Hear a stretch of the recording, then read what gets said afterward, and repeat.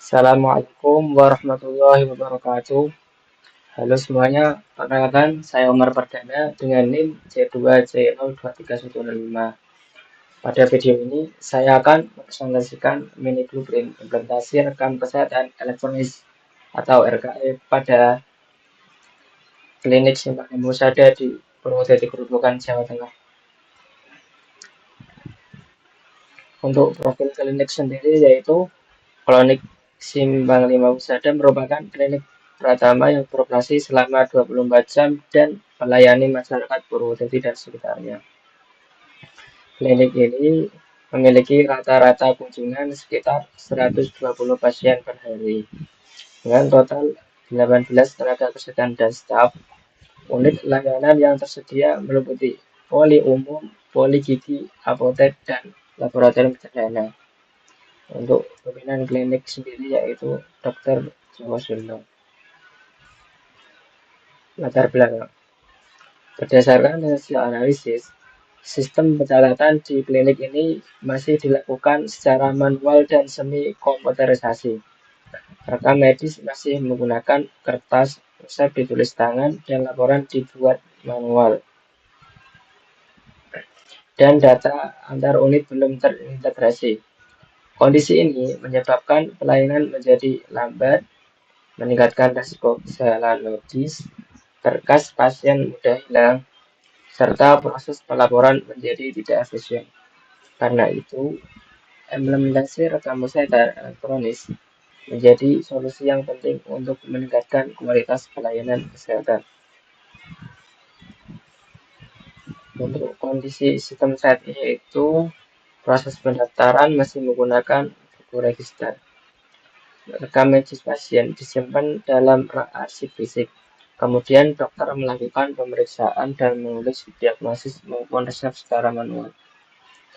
Permasalahan utama yang sering terjadi adalah nomor rekam medis yaitu menjadi ganda, sehingga berkas pasien sulit ditemukan atau misfile. Untuk tulisan dokter sendiri juga sulit dibaca dan laporan pelayanan masih lambat karena dibuat secara manual.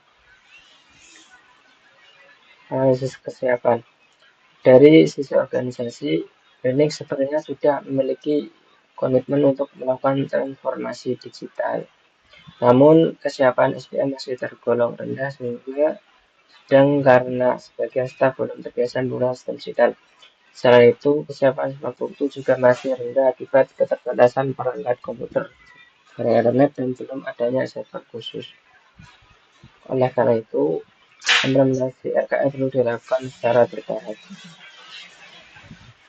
Untuk workflow sebelum RKE yaitu alur jalan ada RKE yaitu yang pertama pasien datang dan antri, yang kedua pendaftaran manual di buku register, yang ketiga petugas mencari berkas pasien, keempat dokter melakukan pemeriksaan manual, kelima diagnosis masih ditulis kertas, resep ditulis tangan, kemudian pasien menghitung manual, kemudian berkas disimpan kembali dan laporan dibuat manual.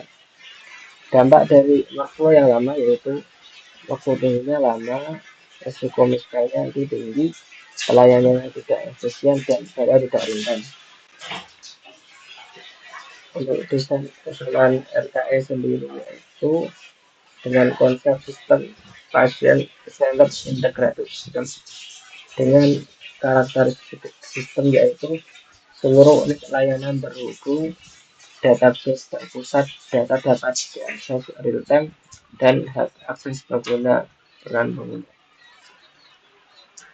Kemudian untuk unit yang terintegrasi yaitu ada pendaftaran, poli pemeriksaan, farmasi, kasir, dan laboratorium. Untuk modul-modul sistem RKE sendiri itu ada modul pendaftaran dengan fungsi registrasi pasien dan nomor LMI. Kemudian ada modul pemeriksaan untuk fungsi SOAP digital dan bebas pasien. Kemudian ada modul diagnosis dengan fungsi ICD-10 dan ICD-9 CM. Dan ada modul farmasi yaitu resep elektronik dan stok obat. Dan ada modul kasir dengan fungsi billing otomatis. Ada modul laporan dan fungsi untuk dashboard dan laporan otomatis, dan ada modul akses dengan procedural based control. Standarisasi data dalam RKE yaitu identitas pasien menggunakan RIK dan nomor rekam medis unik, kemudian diagnosis menggunakan standar ICD-10, untuk tindakan medis sendiri menggunakan ICD-9-CM, obat menggunakan formularium nasional, data laboratorium menggunakan satuan dan nilai standar. Tujuan standarisasi itu untuk interoperabilitas data, mengurangi kesalahan medis, mempermudah integrasi satu zat, dan mendukung analitik kesehatan. Resiko privasi dan keamanan data. Untuk resiko utamanya itu ada kebocoran data pasien, penyalahgunaan akses internal, serangan malware atau ransomware, dengan data akibat kerusakan sistem. Untuk strategi mitigasi itu dengan melakukan enkripsi data, kemudian melakukan role based control dan audit log penggunaan, kemudian data otomatis harian, lalu menggunakan password dan kuat, dan autentikasi 2 faktor. Keterkaitan AI dan data mining. Data yang tersimpan dalam sistem RKE juga dapat dimanfaatkan untuk pengembangan artificial intelligence dan data mining kesehatan. Contohnya, data diagnosis dapat digunakan untuk penelitian penyakit menggunakan Genomics. Data kunjungan pasien dapat digunakan untuk prediksi jumlah pasien menggunakan metode ARIMA dan LSTM. Untuk data laboratorium dapat digunakan untuk prediksi resiko penyakit menggunakan random forest, sedangkan data resep dapat dianalisis menggunakan algoritma a priori untuk mengetahui pola penggunaan obat. Untuk ide pengembangan penelitian sendiri, dari data RKE tersebut juga dapat dikembangkan berbagai penelitian tugas akhir. Contohnya, prediksi jumlah kunjungan pasien menggunakan LSTM, klasifikasi risiko hipertensi menggunakan random forest, analisis pola resep menggunakan a priori algorithm, dan dashboard analitik real-time berbasis RKE. Penelitian tersebut dapat membantu meningkatkan kualitas pelayanan dan pengambilan keputusan di klinik.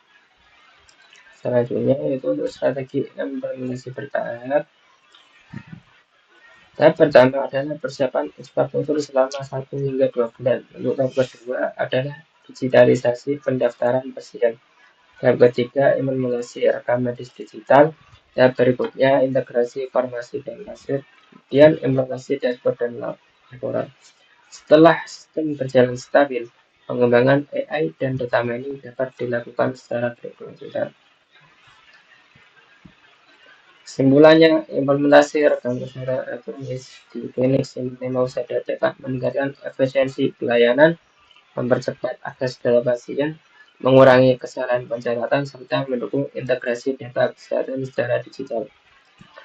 Keberhasilan implementasi RKE memerlukan kesiapan SDM, infrastruktur yang memadai, dukungan bimbingan, dan pelaksanaan yang dilakukan secara bertahap agar transformasi digital di klinik dapat berjalan optimal.